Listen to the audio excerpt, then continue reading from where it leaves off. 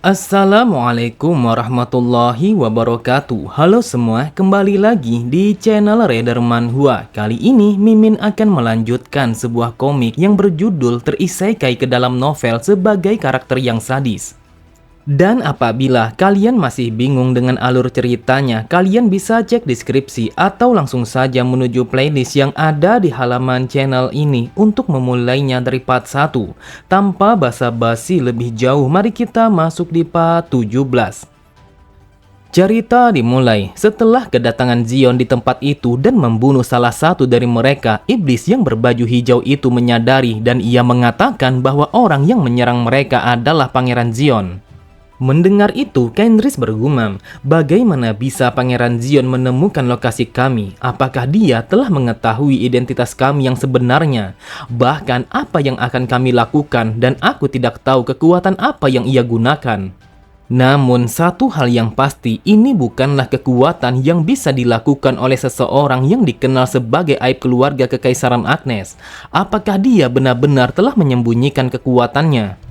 Tetapi apapun yang terjadi, kami harus membunuhnya sekarang juga karena dia adalah orang yang sangat berbahaya. Melihat mereka yang memulai melancarkan serangan, Zion berpikir, para iblis ini sangatlah berbeda. Mereka memiliki kekuatan di level yang sangat berbeda dari para iblis yang aku lawan sebelumnya. Dan levelku pada saat ini akan begitu sulit untuk melawan mereka secara bersamaan. Jika situasinya terus saja seperti ini, maka aku tidak punya pilihan lain selain menggunakan pedang Eklasia. Secara signifikan, pedang ini akan meningkatkan kekuatan seorang pengguna yang telah dikenalinya. Dan ini adalah sebuah senjata mistik yang menyerap kekuatan pemiliknya dan meledakkannya menjadi kekuatan yang sangat dahsyat. Jadi, mari kita lihat bagaimana perbedaan kekuatanku saat aku menggenggam pedang Eklasia dan juga di saat aku tidak menggunakannya. Ketika para iblis telah menyerangnya secara bersamaan, Zion pun langsung menebaskan bilah pedangnya yang telah diselimuti oleh aura kegelapan. Di saat itu, tebasan pedang Zion telah meninggalkan garis horizontal di antara mereka semua. Seketika itu juga, mereka pun langsung menghentikan pergerakan mereka karena perasaan menakutkan dari serangan yang dilancarkan oleh Zion sehingga membuat mereka harus berpencar untuk menghindarinya. Akan tetapi, ketika mereka sedang lengah, Zion pun langsung memulai pergerakannya untuk menyerang wanita iblis yang berada pada bagian belakang. Iblis itu mencoba untuk menghindari serangan dadakan Zion yang tertuju kepadanya. Namun, yang ia lakukan hanyalah sia-sia karena di saat yang bersamaan, pedang Eklasia telah menembus jantung wanita iblis itu yang sama sekali tidak bisa ia prediksi. Seketika itu juga, wanita iblis itu langsung berteriak kesakitan karena itu adalah serangan yang sangat fatal sehingga membuatnya langsung mati dan menghilang. Lalu pada sisi yang lain, kedua iblis yang lainnya langsung melancarkan sebuah tinjuan secara bersama-sama kepada Zion. Akan tetapi serangan mereka hanyalah sia-sia karena Zion telah berpindah dari tempat itu. Kemudian Zion bergumam, aku harus secepatnya menghabisi mereka di tempat ini. Mungkin aku bisa mempertahankan pedang ini selama 10 menit. Namun aku tidak bisa menghabiskan 10 menit itu sepenuhnya hanya kepada para iblis ini. Menurut di dalam novel, cerita utamanya sama sekali belum dimulai. Dan aku hanya memiliki waktu selama 2 menit yang bisa aku berikan kepada tempat ini. Di balik aura kegelapan yang dipancarkan oleh Zion, ia pun menghentakkan jari kakinya di atas tanah. Lalu Zion menghilang dari tempatnya dan muncul tepat di depan seorang iblis yang berbaju hijau itu. Namun iblis itu telah bersiap dengan tangan kanannya yang seolah-olah telah membaca setiap pergerakan yang Zion lakukan di dalam pertempuran. Ia pun berkata, "Kau pikir aku akan jatuh pada trik yang sama untuk yang kedua kalinya?" Ia pun langsung menggunakan kekuatan sihirnya, sebuah cairan yang berubah menjadi lendir hijau yang begitu lengket telah mengikat tubuh Zion. Lendir hijau itu merupakan sebuah sihir tingkat tinggi yang mampu mengikat keberadaan orang lain yang tidak akan bisa untuk dilepaskan dengan mudah. Pada sisi yang lain, Kenris yang melihat kalau Zion telah terperangkap di dalam lendir itu, ia pun langsung bersiap untuk melancarkan sebuah serangan kepada Zion. Terlihat Kenris langsung mengangkat tangan kanannya ke arah atas, lalu di saat yang bersamaan tangannya telah membesar yang seakan-akan kalau dia telah menggunakan sebuah jurus yang sangat familiar kepada Pangeran Zion. Kenris tidak ingin membiarkan kesempatan itu terbuang sia-sia. Ia pun langsung melancarkan tinjuan itu kepada Zion yang masih terperangkap di dalam lendir itu dengan begitu kuatnya. Sambil tertawa, Kenris bergumam, "Dalam situasi ini, aku yakin kalau bajingan itu tidak mungkin akan bertahan meskipun dia berusaha dengan begitu keras." Akan tetapi, Kenris sangatlah terkejut ketika lendir hijau yang mengikat tubuh Zion telah pecah begitu saja. Bahkan tanpa ia sadari, tangannya telah terputus setelah tidak mampu menahan kekuatan Zion yang bergejolak di tempat itu. Bahkan Zion dengan begitu mudahnya memotong semua lendir yang mencoba lagi untuk mengikatnya. Kemudian ketika melihat Kenris yang menjauh menghindarinya, Zion langsung bergerak dengan sangat cepat untuk menutup pergerakannya. Lalu Zion mengangkat pedang Ecclesia ke arah belakang dan menghamburkan aura kegelapan yang begitu menakutkan kepada semua arah. Melihat Zion yang bergerak bagaikan kilat, Kenris bergumam, "Ini sangatlah berbahaya, bagaimanapun juga aku harus menghindarinya." Kenris merasakan bahwa dia akan mati apabila pedang itu diayunkan kepadanya. Ia pun dengan sangat cepat mengulurkan tangannya yang tersisa untuk memusatkan seluruh energi kekuatannya. Bersamaan dengan kekuatan itu, tangannya telah diwarnai dengan sihir ungu yang begitu ganas dan mengeras menjadi kekuatan yang lebih kuat daripada batu berlian. Namun tanpa ia duga, meskipun tubuhnya telah sekeras batu berlian, akan tetapi tetap saja Zion mampu membelah tangannya dengan begitu mudah. Diketahui bahwa kemampuan Blackstar akan dengan mudah untuk menyangkal segala sesuatu yang ada di dunia. Hal itu sangat jelas terlihat di dalam kekuatan pedang Ecclesia. Pada sisi yang lain, salah satu dari mereka langsung melemparkan puluhan tentakel yang terbuat dari lendir kepada Zion. Melihat serangan itu, Zion berpikir pedang Ecclesia akan membatalkan semua energi demonik yang telah menyentuhnya. Akan tetapi, aku tidak bisa memotong semua tentakel itu secara bersamaan. Kemudian, Zion pun menggunakan kekuatan dari Blackstar yang terpancar dari matanya untuk membuat pergerakan para tentakel itu menjadi semakin lambat. Dan di saat itulah Zion menemukan sebuah celah untuk melewati serbuan tentakel itu. Lalu Zion bergerak dengan sangat cepat dan kemudian menusukkan bilah pedangnya kepada jantung iblis itu sehingga membuatnya langsung mati seketika. Sontak Kenris sangatlah terkejut. Ia berpikir, apa yang telah terjadi? Ia memiliki sebuah pedang yang sangat mengerikan yang mampu menyerap semua cahaya yang ada di sekitarnya. Bahkan yang membuatku tidak mengerti adalah sebuah kekuatan aneh yang mengelilingi Pangeran Zion seperti kegelapan yang begitu pekat. Sudah jelas kalau kekuatan itu bukanlah lautan bintang Celestia yang digunakan oleh para penerus keluarga kekaisaran.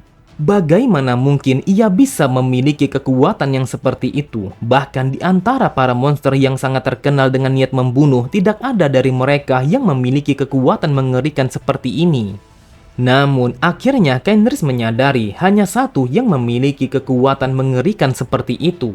Dia bukanlah seorang iblis, akan tetapi dia menggunakan sebuah kekuatan yang sangat mirip seperti itu. Dan orang itu adalah Aurelio Kan Agnes. Kemudian Kenris mencoba untuk melarikan diri dari hadapan Zion. Ia berpikir kalau ia harus memperingatkan kepada para petinggi bahwa kekuatan mengerikan yang dimiliki oleh Kaisar Agnes yang pertama telah bangkit di tangan Pangeran Zion. Akan tetapi, Kenris begitu heran ketika ia melihat kekuatan kegelapan yang muncul dari kedua tangannya yang telah terpotong sebelumnya. Dan di saat itu, Kenris berteriak kesakitan karena di saat yang bersamaan, kegelapan itu kembali mencabik-cabik kedua tangannya. Sambil memperhatikan Pangeran Zion yang berjalan menghampirinya, ia pun bergumam, "Dasar sialan, jika situasinya terus saja seperti ini, maka aku benar-benar akan binasa." Tidak ada jalan keluar bagi Kenris dan juga tidak ada kekuatan yang tersisa untuk melawan Pangeran Zion. Bahkan yang bisa ia lakukan hanyalah merintih menahan rasa sakit sambil berjalan mundur untuk menjauhi Pangeran Zion. Namun Kenris menyadari akan sesuatu. Ia mengambil sebuah benda menggunakan kekuatan sihirnya yang sebelumnya telah ia simpan di dalam sakunya. Lalu ia berkata, "Apakah kau akan bisa untuk menghindari serangan ini?" Di saat itu, sebuah cahaya telah bersinar dengan begitu terang. Bahkan sinar itu telah menembus ke atas langit yang mana cahaya itu disebut sebagai pemanggil pasukan iblis. Melihat itu, Zion pun hanya bersikap santai. Ia berpikir, sebelum aku muncul, iblis ini mungkin saja berencana untuk mencuri titik koordinat pasukan iblis. Tetapi sepertinya aku tidak akan bisa membiarkannya melakukan dengan sesuka hatinya. Lalu Zion pun mengangkat bilah pedangnya ke arah atas dan bersiap membelah tubuh Kenris. Ia berkata, "Sejujurnya aku sudah menunggu sejak dari tadi kapan kau akan memanggil pasukan itu." Cerita berpindah, terlihat Liam yang telah berhasil menyelamatkan Verna dari sergapan pasukan bayaran yang ingin membunuhnya. Pada sisi yang lain, sang pemimpin dari pasukan bayaran yang bernama Yukwan, ia berkata, "Apa yang telah terjadi? Aku sama sekali tidak pernah mendengar orang sepertinya berada pada wilayah ini." Lalu orang di sampingnya berkata, "Apakah orang itu adalah Liam Raynor, seseorang yang disebut sebagai sang Raja Iblis?" Dia adalah seorang kapten dari sebuah pasukan yang ditugaskan untuk membunuh Demon, dan dia adalah salah satu dari hero kekaisaran yang selamat dan mengakhiri pertempuran melawan para iblis. Mendengar itu, Yukwan bergumam, "Dasar sialan, aku tidak pernah mendengar apapun tentang informasi itu ketika aku menerima permintaan ini. Mereka hanya mengatakan kalau kami harus menghancurkan desa ini." Kemudian karena Yukwan merasa kalau mereka sudah terlambat untuk melarikan diri, ia pun bersiap dengan bilah tombaknya untuk melakukan serangan kepada Liam. Lalu Yukwan berlari dengan sangat cepat sembari mengacungkan tombaknya itu kepada Liam. Ia berkata, "Dasar sialan, apakah kau berpikir kalau kau akan menang melawan kami?" Namun Liam sama sekali tidak menghindari serangan tombak itu, akan tetapi ia menahannya hanya menggunakan genggaman tangannya saja. Terlihat Yukwan langsung terdiam ketika tubuhnya yang telah retak saat tinjuan Liam yang menahan serangannya. Dan tidak membutuhkan waktu yang lama, Yukwan telah terpecah bagaikan kepingan kaca yang terhempas ke atas tanah dan menghilang seketika. Dari tatapan matanya, Liam sama sekali tidak memberikan reaksi apapun setelah mengalahkan sang pemimpin dari pasukan bayaran itu. Lalu ia bertanya kepada Verna apakah ia baik-baik saja setelah diserang oleh para pasukan musuh. Dengan kesalnya Verna berkata, "Bagaimana bisa kau tidak mau mengajariku ilmu berpedang? Sedangkan kau saat ini sangatlah kuat, bahkan kau mampu mengalahkan mereka semua hanya dengan satu kali pukulan saja." Menanggapi perkataan Verna, Liam pun mengatakan kalau dia sama sekali memang tidak bisa menggunakan sebuah pedang di dalam pertempuran. Kemudian Liam bergumam, sebelumnya Pangeran Zion mengatakan kalau desa ini akan dimusnahkan oleh sebuah penyerbuan.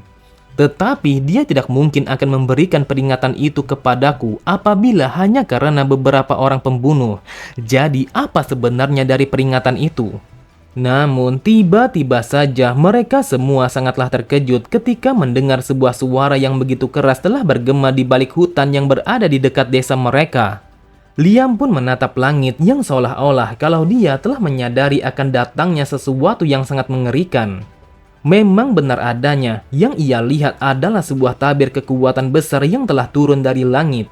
Itu adalah penghalang tingkat tinggi yang bahkan tidak bisa ia pahami. Bahkan Liam yang telah berperang berkali-kali di perbatasan melawan para iblis, ia sama sekali belum pernah melihat sebuah penghalang yang seperti itu. Liam berpikir jarak penghalang ini sangatlah luas, sampai-sampai aku tidak bisa merasakan kehadiran sesuatu yang berada pada luar penghalang ini. Liam bertanya-tanya apakah seluruh desa telah terkurung oleh penghalang itu sehingga tidak ada satupun dari penduduk desa yang bisa melarikan diri. Dan di saat yang bersamaan mereka melihat tentara yang tidak terhitung jumlahnya telah bangkit dari kegelapan. Mereka yang telah dikutuk oleh Dewa Kronos dan mereka yang dipaksa untuk hidup seperti itu selamanya. Sebuah pasukan yang tidak bisa hidup ataupun mati, dan aku sama sekali tidak akan bisa melawan mereka semua hanya dengan kekuatanku yang seperti ini. Sangat mustahil aku bisa menghentikan pasukan ini hanya seorang diri, terkecuali aku memiliki sebuah kekuatan yang turun langsung dari langit. Apakah sejak dari awal Pangeran Zion telah mengetahui bahwa bencana ini akan muncul di tempat ini, sehingga dia telah memberikanku sebuah peringatan sebelumnya? Terlihat para warga semakin panik karena mereka sama sekali tidak bisa melarikan diri karena mereka telah terkepung oleh pasukan musuh yang menyerang desa mereka. Kemudian dia meminta kepada Verna untuk bersembunyi pada sebuah tempat karena ia akan melawan para pasukan itu dan menyelamatkan mereka semua. Dengan penuh percaya diri, Liam berjalan tanpa keraguan karena di dalam pikirannya hanyalah untuk menyelamatkan desa itu dari bencana kehancuran yang datang secara tiba-tiba. Namun tiba-tiba saja Liam terdiam ketika ia mendengar suara seorang wanita yang memintanya untuk berhenti. Ternyata wanita itu adalah Lucina. Ia berkata, "Tidak seharusnya kau mencuri mangsa orang lain. Apakah kau tahu kalau aku sudah menunggu cukup lama untuk situasi yang seperti ini? Jadi berhentilah sekarang juga." Saat melihat Lucina yang berjalan menuju kepada pasukan iblis, Liam berkata, "Apa yang telah kau lakukan? Mereka bukanlah sesuatu yang bisa kau tangani hanya seorang diri." Dengan santainya Lucina berkata, "Kau tidak usah khawatir karena aku akan bisa menangani mereka semua. Lagi pula siapa yang bilang kalau aku hanya seorang diri?" Setelah mengatakan itu, tubuhnya perlahan mulai membelah. Lalu dari belahan itu telah nampak percikan darah yang membasahi tanah lapang yang ada di hadapannya.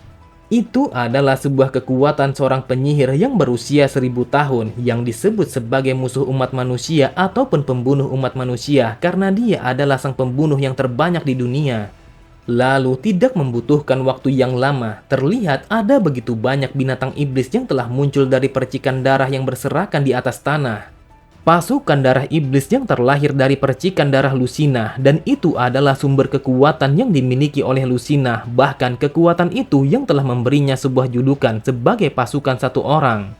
Itu adalah pemandangan yang aneh, namun sangat luar biasa yang membuat orang menjadi gila karena betapa mengerikan kekuatan yang ditunjukkan oleh sang penyihir. Sambil tertawa dan memainkan telunjuknya, Lucina berkata, "Lihatlah bagaimana wanita cantik ini akan membunuh mereka semua hanya dengan menggunakan sebuah pasukan yang terbuat dari percikan darahku saja." Oke semua, cukup sampai di sini dulu pembahasan alur cerita kita. Sampai jumpa di video selanjutnya. Wassalamualaikum warahmatullahi wabarakatuh.